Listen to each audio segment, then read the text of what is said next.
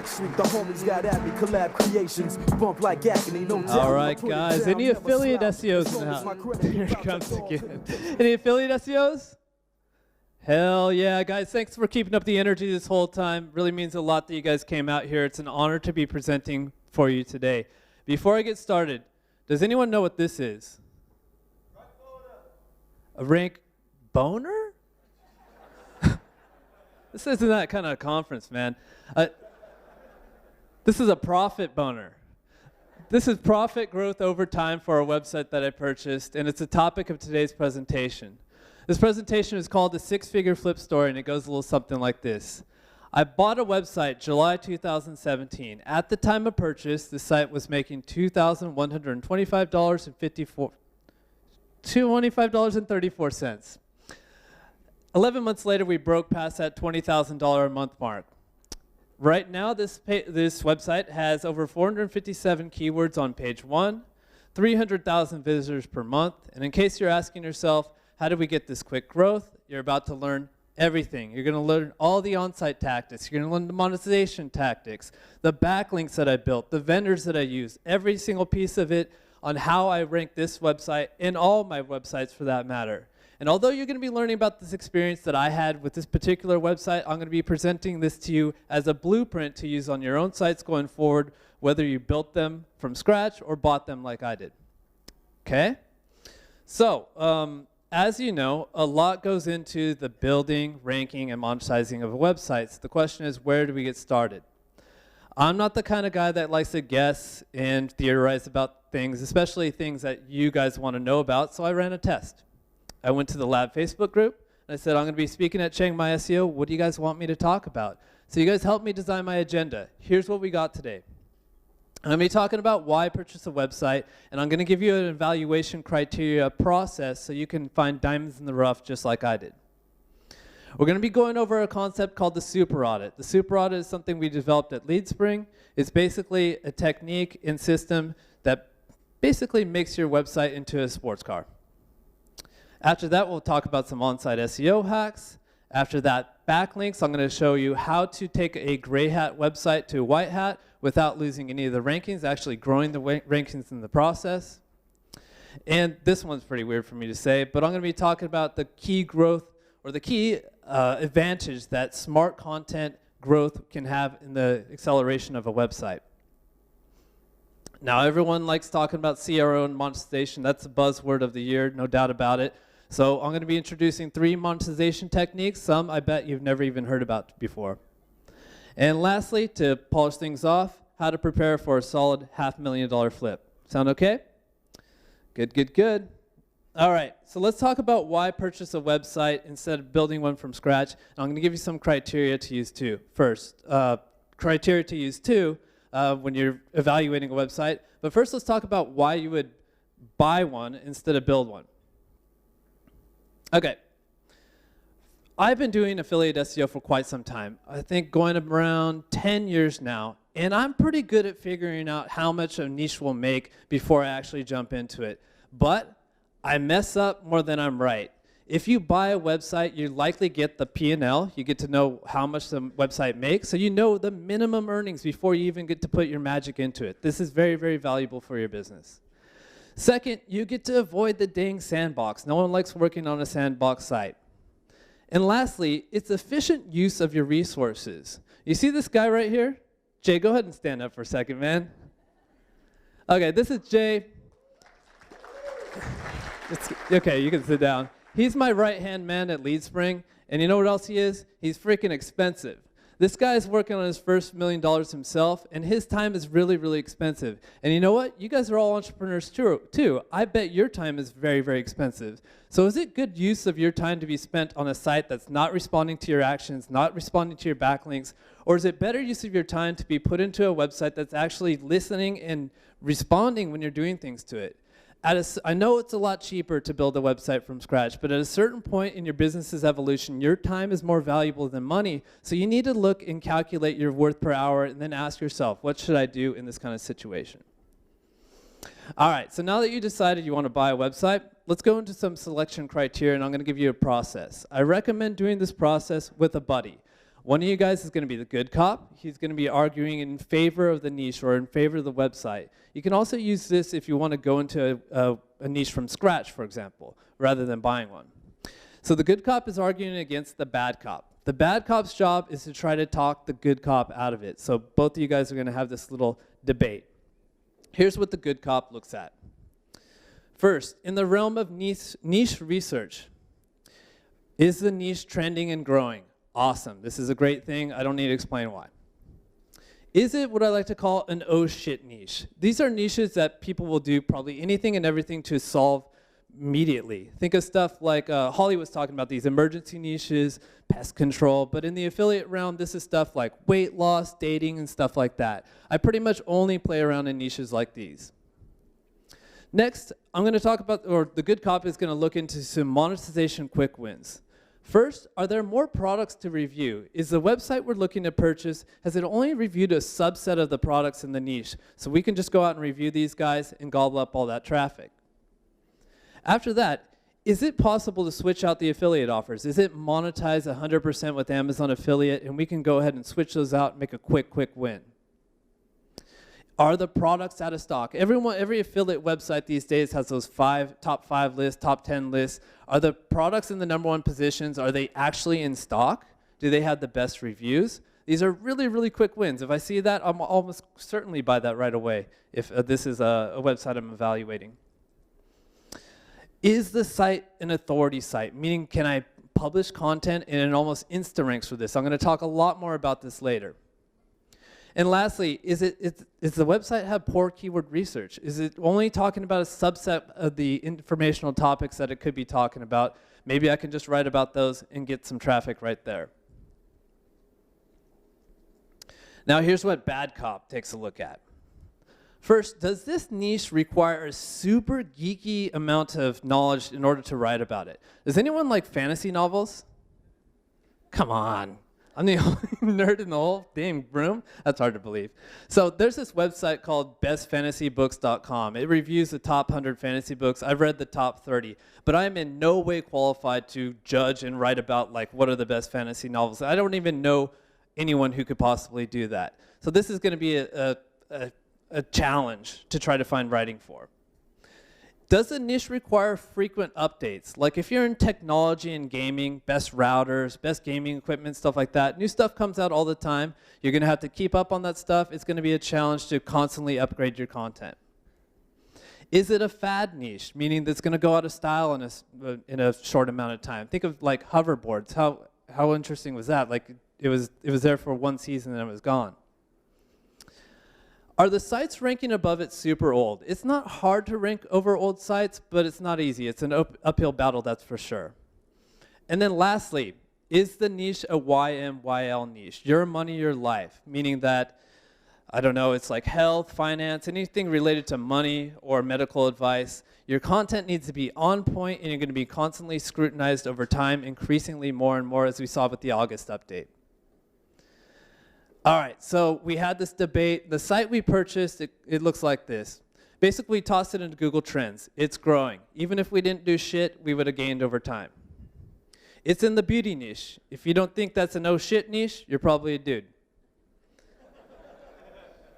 Topic coverage was only 30%. It only covered about 30% of the topics in the niche and the informational topics. All I had to do is a content gap analysis. I figured this out in 2 minutes.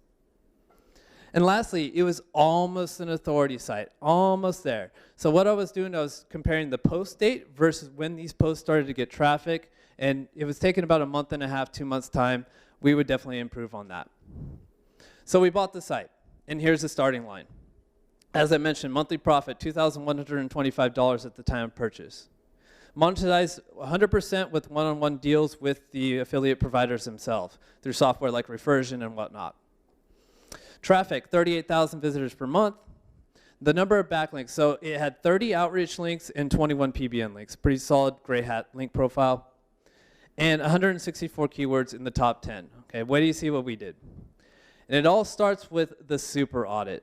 In the first month, we doubled the revenue for the site, and it's completely thanks to this term we called the super audit. We developed it at LeadSpring. And what it does is it basically makes sure your website is both semantically and technically capable of ranking and monetizing as many keywords possible. Step 1 is you reverse engineer the competition. Basically what you're trying to do here is figure out all the topics and keywords you can possibly write about, all the monetizable silos and stuff like that. Step 1, figure out the main keyword for each of your silos.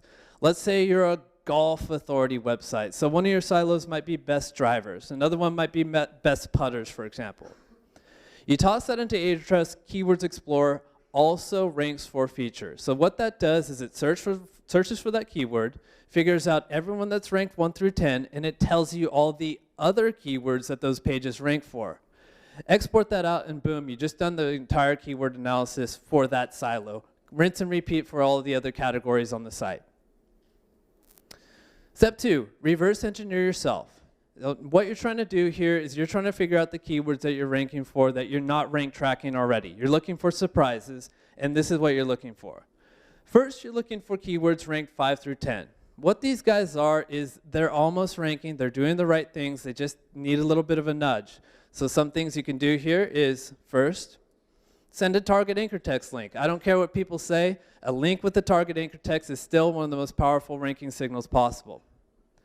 Second, keyword density. So a lot of times, let's use the example best golf driver, right? A lot of times you're ranking for these keywords and the words aren't even written on the page. It might be a synonym, so go ahead and type in that exact word. Or maybe best golf driver is on the page, but best is over here, golf is over here, driver's over here. Put them right in a row. It's a huge ranking signal. And then you're looking for keywords on page 2 to 3. A lot of time these are what I like to call accidental rankers, meaning that, you know, it's best to just give you an example. All right, imagine you have a page ranking for best ergonomic chairs. All right, and you find out you're accidentally ranking for something like scoliosis ergonomics. Why? Because somewhere on the page you had written this ergonomic chair is great for people with scoliosis. So what you need to do is basically build out its own subsection, you know, H2, how this ergonomic chair helps with scoliosis, or maybe make its own standalone page. See, Google already likes you for this subject, so just run with it and give them more of what they need.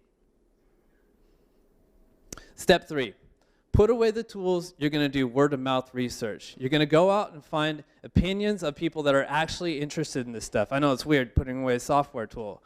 Well, if you think about things, if you're Googling something like, or if you're in a niche like best yoga chair or something like that, and it has 100 searches per month, do you know how many of those are actually just SEOs?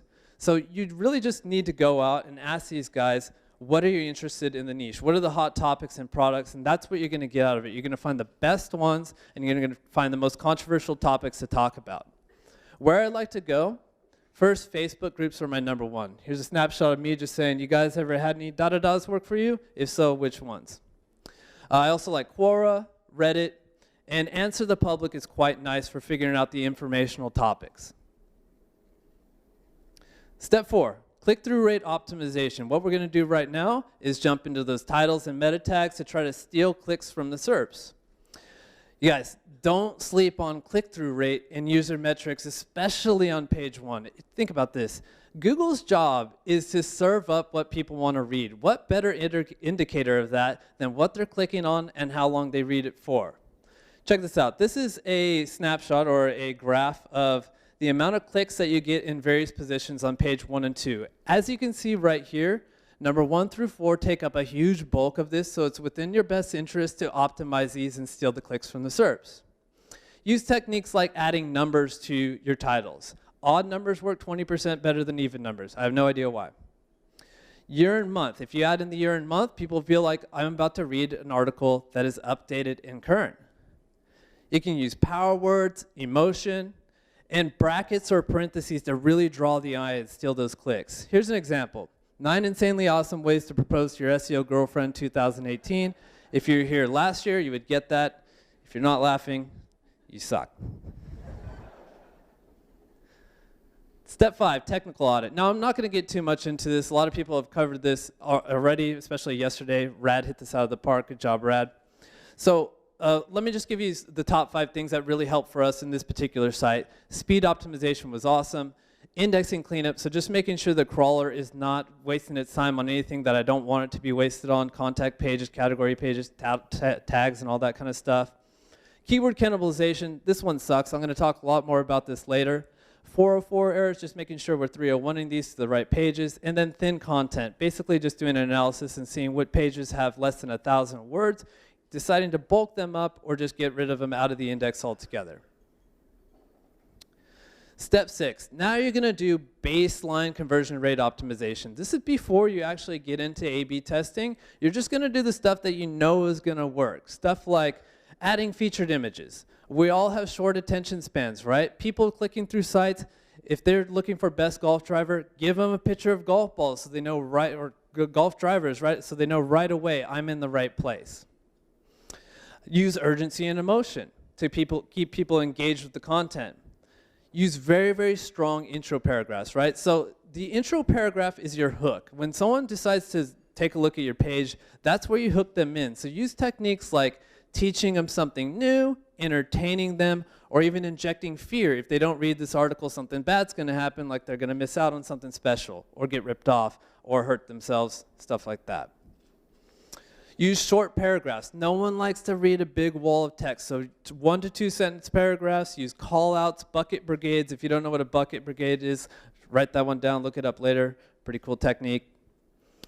Use contrasting CTA colors. Quinn Zeta in the house? What's up? So I got this from one of her talks, and basically what I got out of it is if your site is green, for example, take an opposite and complementary color like red and reserve that only for your CTAs. What this does is trains the reader to only take action when they see a certain color, namely when you make money.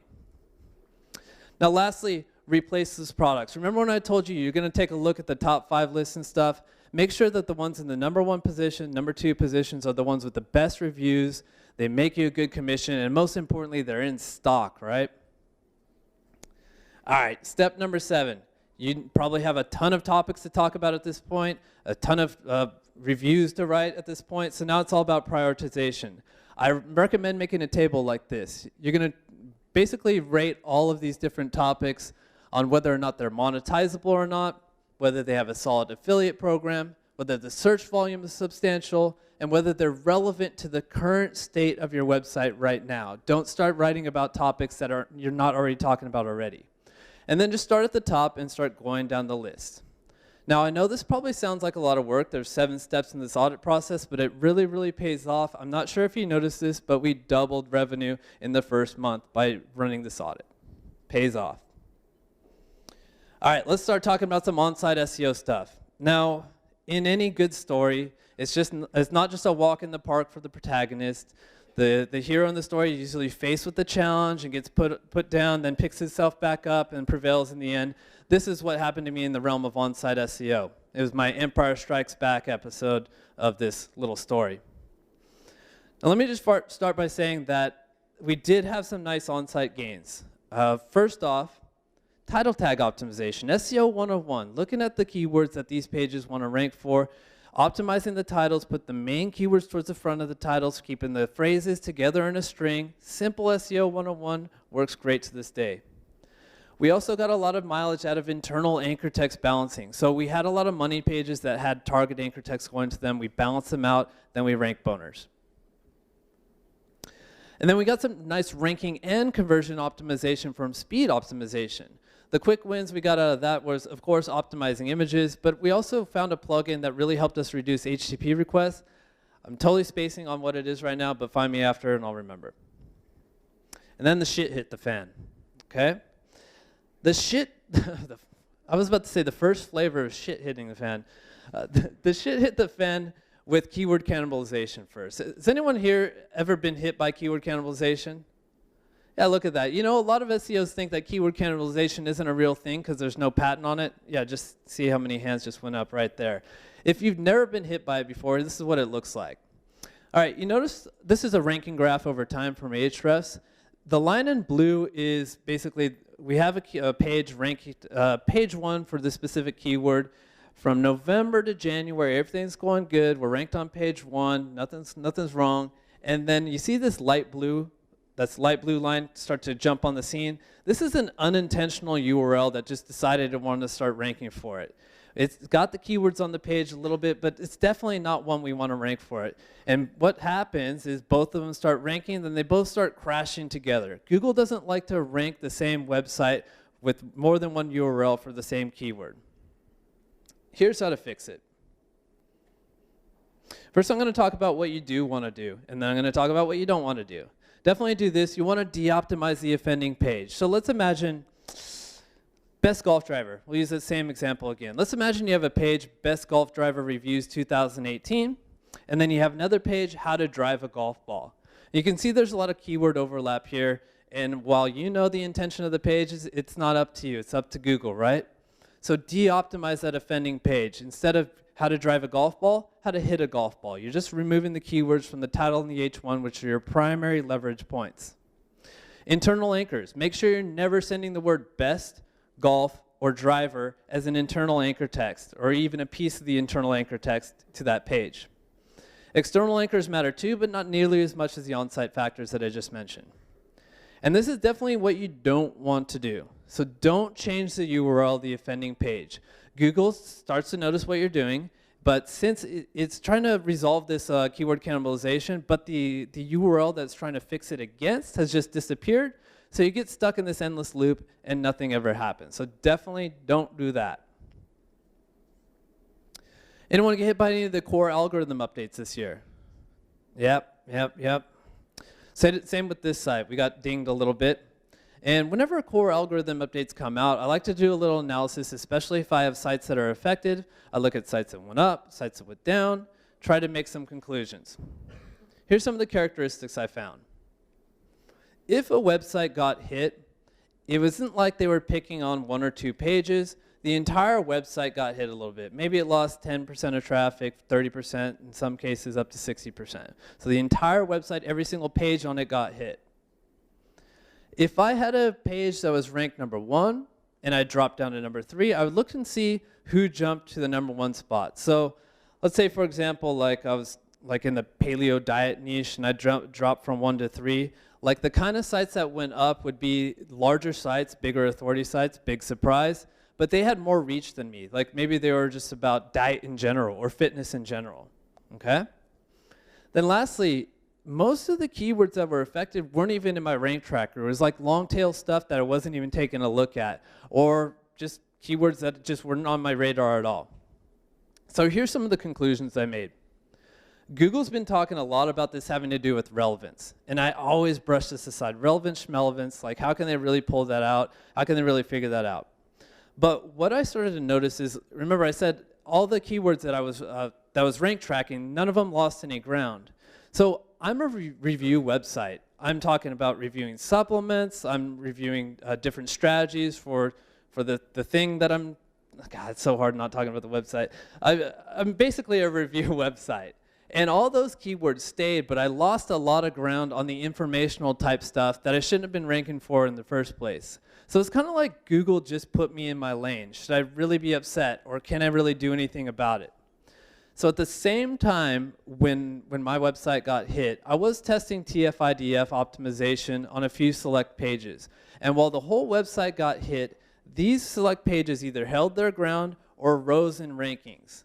Now, this isn't enough for me to make a conclusion. I had to test it more and more and more. Got a blog post coming out this month. But if this truly is about relevance, what better way to combat that than TF-IDF? All right. All SEOs like talking about backlinks. Here we go. What I'm going to be talking about is a gray hat to white hat strategy to basically clean up your website before Google even knows what hit them. Sorry, the Google employee in here. And also, yeah, first the whole step, the number one step in this is to first get all the number 1 rankings. So I'll show you how to do that first. Okay, to get all the number 1 rankings, first I'm going to use a technique called PBN sniping. And the type of links I use for this are, as you guessed, PBNs. Basically, remember those keywords that were almost ranking. They were ranked at the bottom of page 1, ranked 5 through 10 or something like that. What I'm going to do is I'm going to use high-powered PBNs to send target anchor text to these guys. It's going to nudge them to the number 1 positions, and it's going to result in some quick wins. Because as we all know, the amount of traffic you get in the third position compared to the fourth, or the second compared to the third, is exponentially higher. This is going to get you some quick monetary wins, which are going to fuel the rest of your campaign. I combine this with a technique called burst linking. Okay, so burst linking is something I teach in the affiliate lab. It relies on a concept called the golden ratio, which is a relationship between traffic, social signals, and backlinks. And it looks like this. First things first, you want to rate for a bunch of traffic. Maybe you just jumped out of the sandbox. Maybe you just published a new piece of content that got some traction. Or you emailed out to your email list. Or you ran some Facebook ads. You wait for an influx of traffic. After that, you hit it with a bunch of social signals. So what happened is this website got popular, it got read, and now people started sharing it on Facebook. And that's when you pour on your links. You just created a viral simulation. Something got popular, something got shared. Naturally, the next thing that happened and people started linking to it. Here's a magic trick. When you're ranked number 2 for a keyword, send your competitors the number 1 guy's URL as your anchor text. And no, I don't know why this works, but it's unproportionally powerful. Here's a graph of the PBN count over time in this particular website. As I said before, at the time of purchase, it had 21 PBN links. We built that up to 80. It peaked out in about January. And then we started peeling them off. By June, it was a completely white hat site. So I'm going to show you how we basically built these up and then basically how we took these down. The name of the game to get this white hat was to remove 80 PBN links without losing any rankings. And here's the exact links that we built to replace those PBN links. First, we do our own outreach at LeadSpring, and the first flavor of that is sniper outreach. What we're doing is we're going in and we're identifying who are the people that are already ranking in our niche, ranked between pages 1 and 3. So we're looking through 1 through 30 for all the different silos and categories on the site. And we're going to go out and we're going to send very, very targeted, very, very nice emails to these guys, build relationships, offer money. I'm not doing the lying technique like Craig, but just whatever it takes to get these backlinks. We built 29 of these. Then we do shotgun outreach. What we do is we have our VAs identify a whole bunch of link prospects, and we spam them with GMass or Ninja Outreach, tools like that. And what we're looking for here is cheap link insertions into existing articles for about 20 bucks a pop. Built 28 of those. Then we went quite nuts with Authority Builders guest posts to get links on high relevance websites with traffic. We built 36 of these, 29 editorial links from Authority Builders. So these are links from sites like IBM.com and Smashing Magazine, things like that. Then we did an expert roundup, reaching out to experts in the niche, getting their feedback on a particular question, then reached out right back to these guys, got 18 links from them, very, very high relevance links in the same niche. And then we got Gareth Outreach Simpson to supplement too. Just kidding, he's never called himself Gareth Outreach Simpson, but never give up an opportunity to embarrass a friend from the stage. He built 21. So grand total of 161 backlinks, which is about a 2-to-1 ratio between white hat links and PBNs. In general, I recommend these replacement rates. For your run-of-the-mill normal guest posts with low authority, go for about 2.5 white hat or outreach links per 1 PBN that you replace. For your high-end stuff, like your like high-end guest posts or editorials type stuff, IBM.com, high DR type stuff, you can replace that 1-to-1. All right, so now we're going to talk about the key role that content plays in the growth of a website. I'm going to give you some ways to find easy to rank content ideas that will pull you a lot of traffic. But first, let me talk about the key role that content has these days. There's basically 3 different stages of a website's evolution. In stage 1, you're a new site. You're in the sandbox. And the key characteristics here is you're outside page 5 for most of your main keywords, and when you send links, it doesn't really do crap. Stage 2, you jumped outside the sandbox. Characteristics here, your main keywords start to jump to page 1 to 4. You're on the map now, and your links start to make a difference in a reasonable amount of time. Stage 3, you're in authority mode. This is where you want to be. And the key characteristic here is when you start to publish content, it starts to insta-rank very, very shortly for this content with little to no backlinks. How do you figure out if you're in authority mode? Well, basically, both Clicky and Analytics, I don't know what you're using for your website analytics, but They both have views to be able to view traffic today versus traffic, let's say, a week ago. So here's a snapshot from Clicky.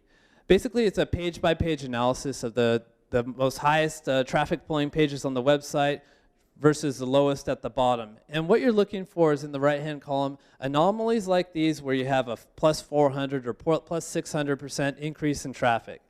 What that probably means is that this post didn't exist last week, it exists now, and now it's starting to pull traffic. You're in authority mode.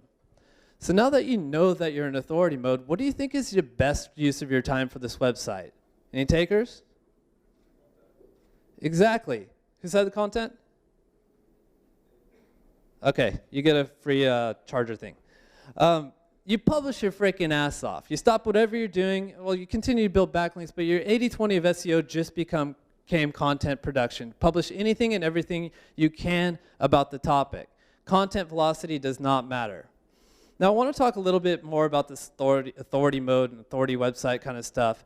Obviously, we know that Google is going to continuously favor authority sites over time. There's never going to be a meeting at Google where they're like, you know what, bestpingpongtables.net, let's give a lot of power to this guy in the update. It's never going to be like that again. We've known this for a long time.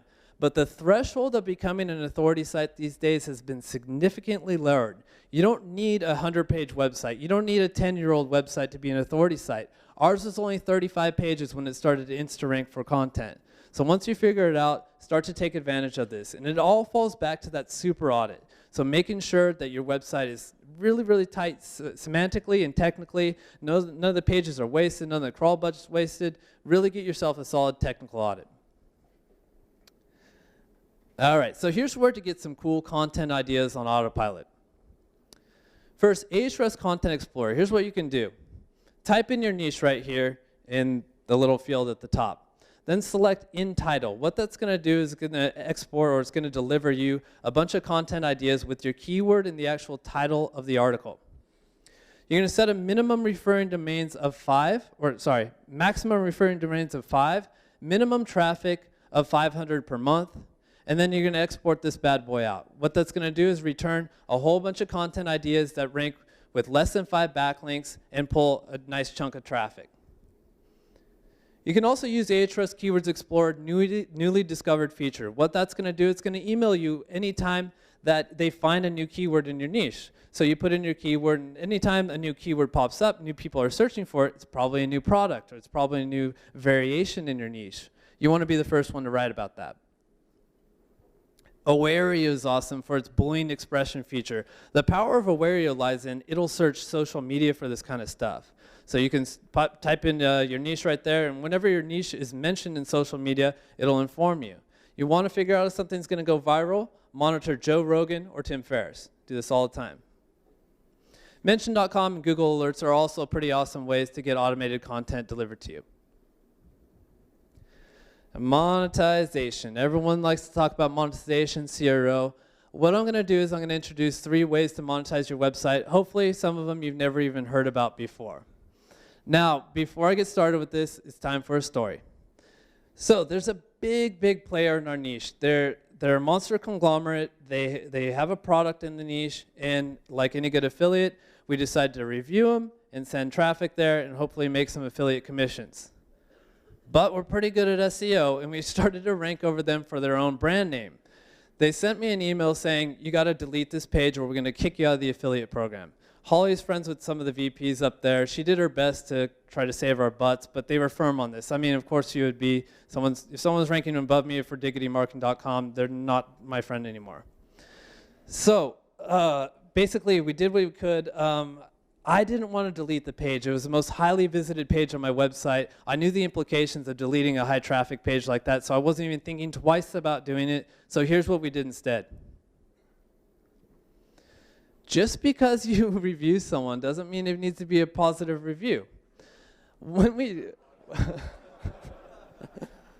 decided to do with these guys and a lot of other guys in the niche is review them, steal their traffic, and then cross-sell them into what we like to call a preferred product. What's a preferred product? It's the one that converts the best and it pays the best. Okay? Here's some of the results from cross-selling.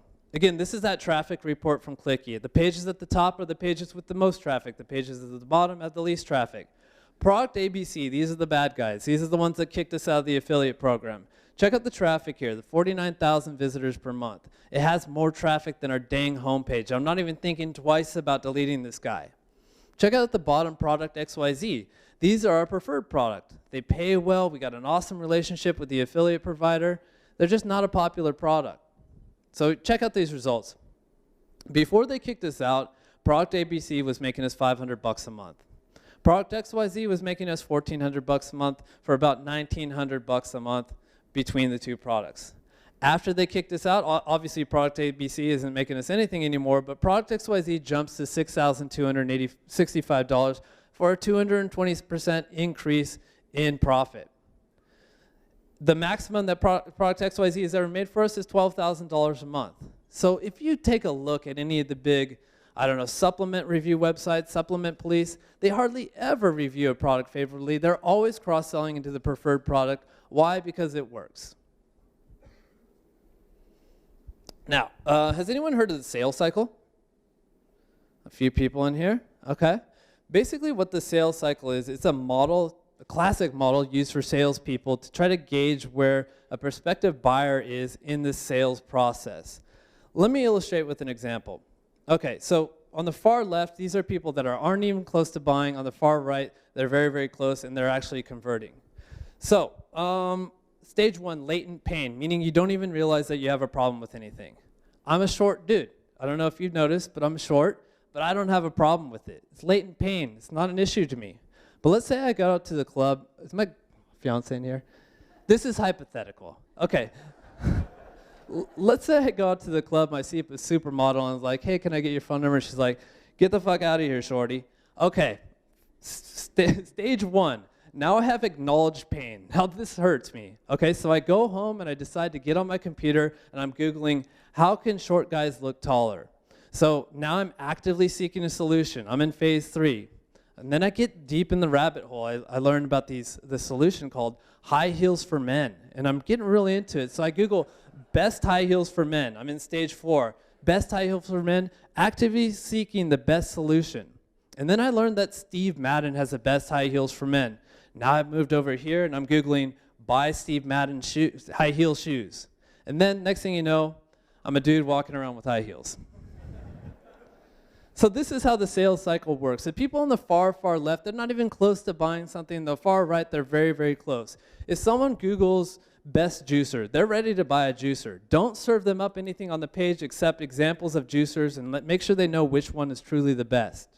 If someone's Googling something like, what are the benefits of juicing? They're not ready to buy a juicer right here, so don't even try. But what you might be able to convert them into is trading their email address for, say, an ebook on the 5 juicing recipes to boost your immune system. So try that instead. Has anyone seen this before? This is my on-site SEO guide. It's also a lead magnet. What a lead magnet allows you to do is collect emails and then follow up with them, delivering value over time with an automated email follow-up series, and then eventually trying to monetize that, sending out your offers, or even stuff like events in Thailand. If you want to make a monetized email list, it's super, super easy. Here's my playbook on how to do it. In phase 1, you want to create the lead magnet in the first place. Brainstorm the topic of the ebook. I recommend going to BuzzSumo, typing in your niche. You'll get a list of all the hot topics in the niche that are in order of how much they're shared. Then you need to get the thing written. I use a guy named Stefan. Here's his email address. Go ahead and use him. Then you need to get the thing designed. It needs to have a sexy cover. It needs to look good when they download it. I use a guy named Kevin.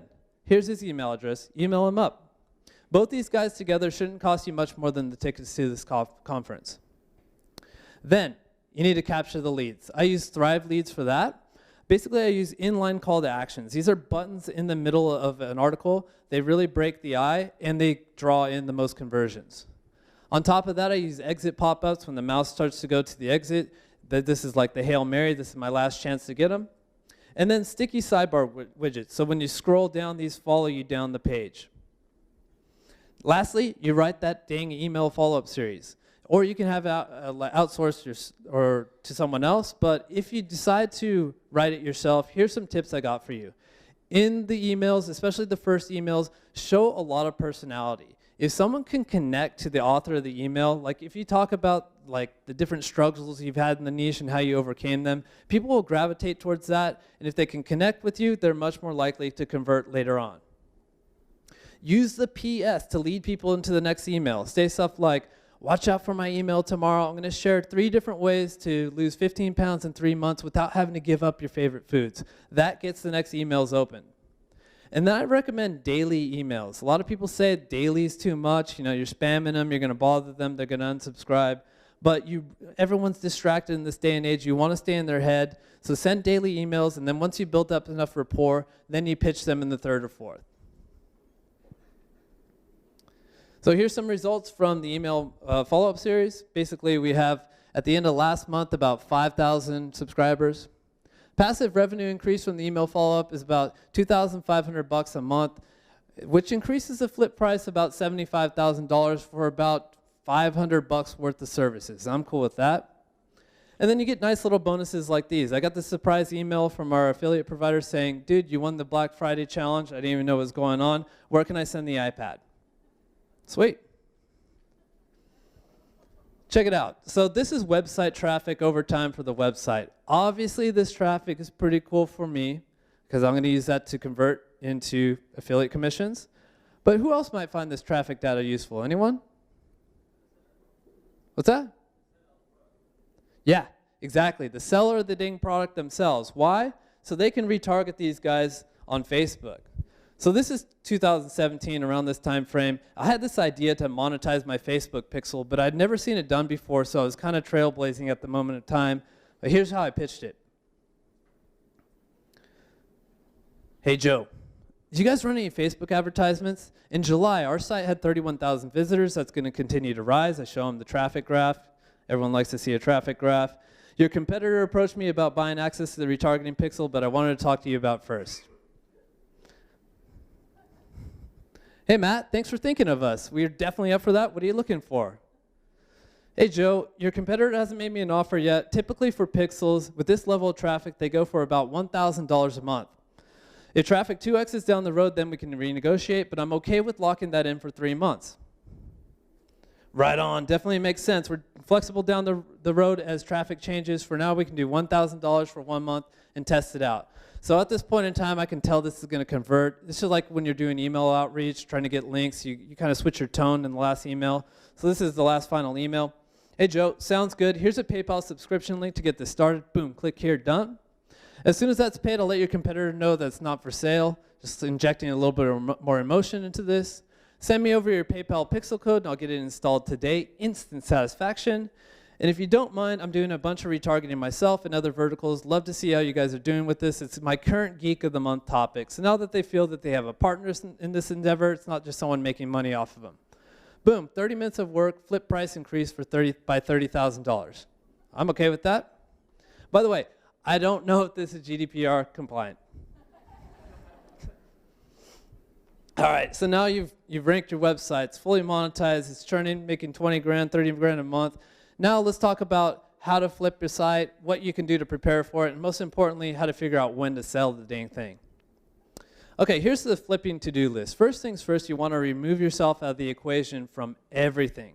You want to be able to truly tell the buyer that you really don't work on the website at all. Investors love this. Second, queue up the next 6 months of content. This is a really nice thing to do for the buyer, so the buyer knows they really don't have to do shit for at least 6 months once they buy the site. Slow down on the link building, right? Your sale price is dependent on the profit that a website makes. If you're spending it all on links, that's going to affect your sales price.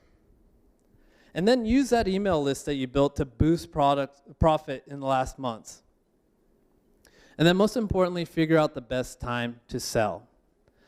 I recommend doing an analysis like this in Google Trends. What you want to do is you want to take your niche, look at the Google Trends for it, and compare it to a similar niche that might have already had its time. So you can do something like this. You plug in a similar niche. Let's imagine you're in the hoverboard niche. So you plug in segways, for example. You see what kind of rise it had, how long it lasted for. Then you compare it to your own site. Now lastly, predict your flip price based on a 12-month average. Most marketplaces are using your average profit over the last 12 months times a multiplier to figure out how much you can sell your website for. So we made this table, and if we hold out to January timeframe, we can flip it for over $500,000, and that's exactly what we're going to do. So let's do a little quick recap of what you guys learned. You learned how to vet a website for purchase with the good cop, bad cop technique. We talked about the super audit technique that will take your website and turn it into a Lamborghini. We gave you a keyword cannibalization playbook on how to fix the most annoying on-site issue in 2018. Gave you an explanation of the core algorithm updates and how they apply to relevance and what you can do to combat that. Gave you a gray hat to white hat backlink strategy. Gave you some ways to flood your website with new content that can instantly rank. 3 new creative monetization hacks. And then we talked about how to prepare for a $500,000 flip. Now, if you're asking yourself if this was a fluke, like, did we just get lucky with this website? Is the niche like just lucky? Did we build the right backlinks and we don't really know what we're doing? Guys, this is what we do all the time. This is a website that we purchased in March. Obviously, the traffic is going the right direction. Here's another one that we just purchased quite recently in June, starting to turn the corner. So this is what we do, guys. If you want to learn more about the exact process we did on this exact website that I've shown you this whole time, so when I bought this website, I started filming videos. I started filming a case study. Every single move that I made, every single backlink that I purchased, all the challenges that I faced, that's all on video. You get to know the domain name and everything. So just when I sell this website, when it's not in my hands and won't get negative SEO'd, I'm going to release this full case study. So diggitymarketing.com/CMSEO2018. I'll make sure you're notified when this full case study releases. You guys, thanks so much for everything. Open for Q&A. Matt Diggity, everyone.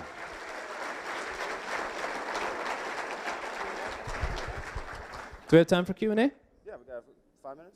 All right, let's do it. Any questions for Matt? All the way in the back. It always all the way in the back.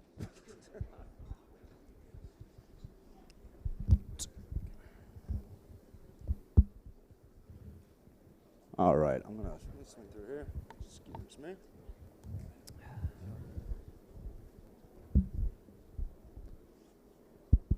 Hey, man. Check, check. Hey, Matt. Hey. Thanks for that, man. Nice presentation. Just a quick question. I mean, like, are you guys taking machine learning or core output something in a consideration as well when doing all the on-page optimization? So I'm guessing what you're implying by machine learning is maybe analyzing the niche with some kind of software, stuff like that. Not really. I mean, if anything, the only type of niche analysis we're doing when it comes to on-site SEO is TF-IDF optimization. But other than that, like, I honestly don't like to copy the niche that much. 99% of the time, people aren't doing better SEO than I am, so why would I want to copy them? All right. So you guys don't really take, I mean, like, how much the length of content of top 10 sites are, or how many images they are going to take in consideration? Nothing like that? We don't get into images. Like, I'll decorate a post based on what I know will convert and keep people on the page, but of course, word length and stuff like that, I'm going for the niche. I'm trying to shoot over it by 5–10% in word length. Yep. Thanks. Yep. I have a question over here.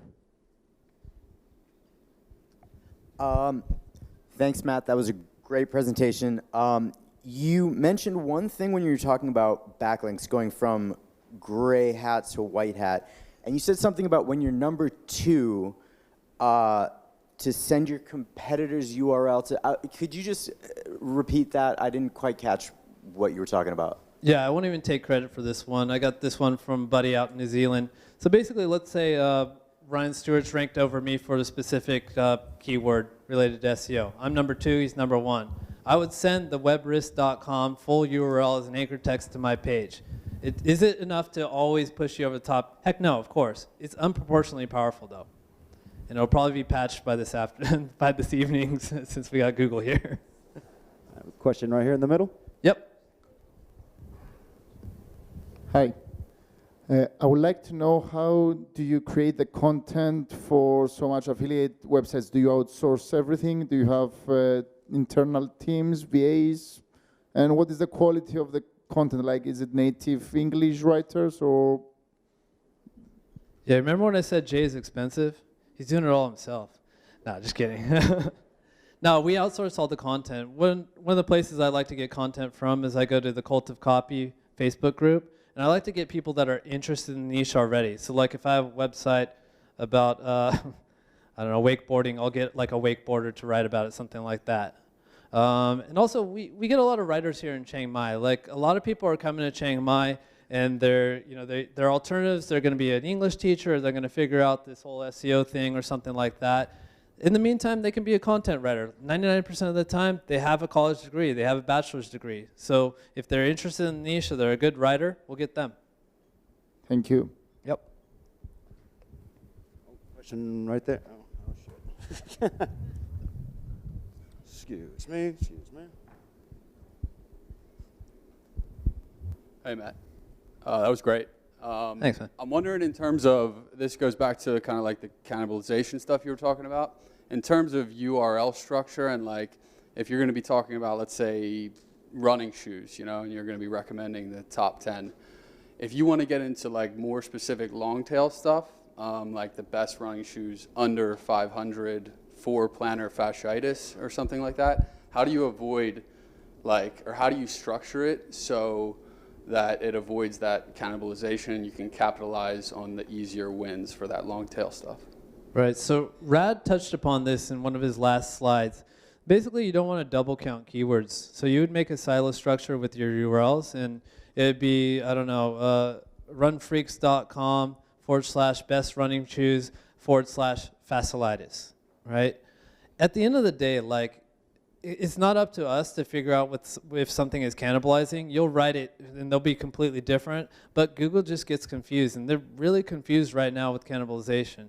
I just write them like I normally would and just pray for the best, but you got to keep an eye on that cannibalization. Load it up into Ahrefs, see if you have multiple keywords or pages ranking for the same keyword, and then I retroactively or I guess defensively fix it. But I write it how I think it should work, and hopefully it works, but you can't really prevent it because it's usually stupid in the first place. Any other questions? Oh, right here. Yeah, go to the back first. How do you determine the ceiling for the particular niche that you purchased the site on? Like in terms of earnings? That's a good question. I mean, honestly, when you really start digging into this stuff and you set a goal for yourself, I want to reach this level, or I want to see how much we can milk out of it, or like in this case right now, our website revenue is dipping a little bit because of the seasonality. So I'm thinking outside the box. I'm trying to figure out new ways to get it monetized, and that's how I come up with like the creative monetization stuff, like the renting of the pixel. So just this month, I rented it to 2 more people, right? I don't like to imagine that there's ever a cap on the niche because that's usually that's a lack of creativity, right? If you get it to a certain, if you're ranked number 1 for everything, sure, now you hit a traffic ceiling. But are there other topics you could be talking about, or are there other ways to monetize, or is there like the email follow-up series? Is there something else I can do? I think it's a pitfall to try to like look at a niche and say, okay, this one can only make $5,000 because that's one person's opinion, and it's kind of just keeping you staying put. I don't have time for one more. Hey Matt, Hey. my question is basically follow up that guy. Like if we have to create the URL for any post like best running shoes and best running shoes under 500 USD.